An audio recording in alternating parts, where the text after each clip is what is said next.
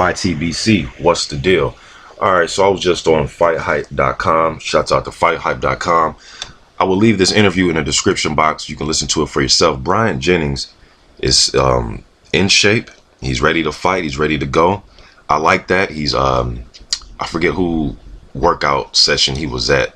I forget the guy whose workout session he was at in Philly, but Bryant Jennings is ready to go, man. For some of you hip hop fans out there, there was a rapper. Well, he still raps, but back in the when did he come up with this song? Mid-90s.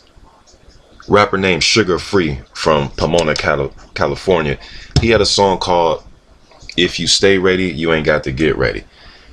And I'm a big believer in that. And Bryant Jennings is at 227. He looked in phenomenal shape.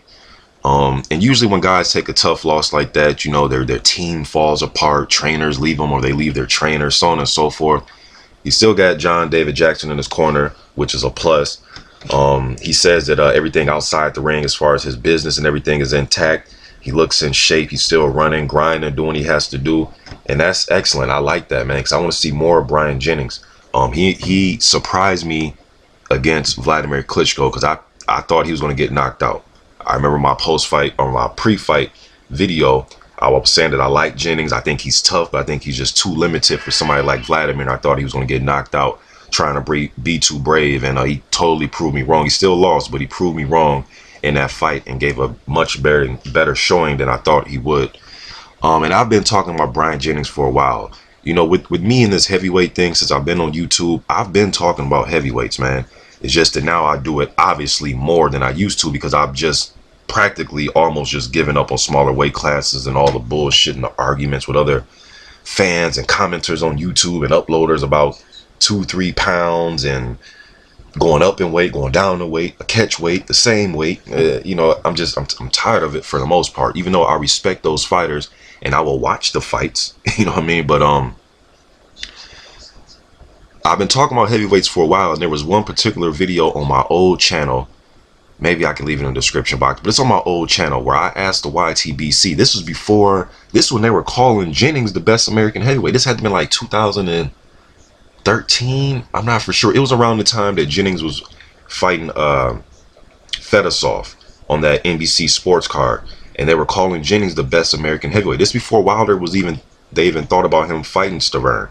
And I asked the YTBC, damn, man, just in the future, do you think that Wilder and Jennings is going to be our Holyfield Tyson down the road? You know, one huge power puncher, the other guy looks like he's a small heavyweight. You know, according to the other, you know, 6'6" and 6'7" heavyweights, because Jennings isn't a small guy. I think he has like I believe like an 84-inch reach, probably, or like an 83-inch reach. He has long arms and he's 6'3". You know, he's not a little guy. You know what I mean? But you know, maybe it's not 84. Maybe it's like, but I know it's over 80. You know, but I was asking the YTBC, is Wilder and Jennings going to be our Holyfield Tyson? Not on achievements, but just that power puncher versus the smaller heavyweight that comes in shape, that's ready to fight, so on and so forth. From that aspect, I'm not talking about what they have accomplished, you know, because either of these guys are not an undisputed champion, so on and so forth.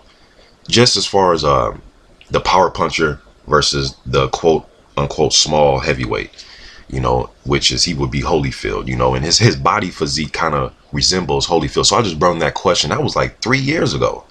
You know what I mean? So I'm glad he's not discouraged over the Luis Ortiz loss. He didn't seem too discouraged in the ring that night. Looked like he was just more frustrated with himself and just getting caught and not fighting the right fight. But even if he did fight the right fight, I'm not sure he beats Luis Ortiz. You know, but glad to see Bryant Jennings is out and about. He's not hiding under a rock or, you know, trying to take 3 years off and depressed and gaining all types of weight and all that. Good to see he's still running miles, putting in road work, working out, waiting for the next big move. Just getting it out there, man. You guys listen to the interview and take from it what you want. YTBC, I'm out.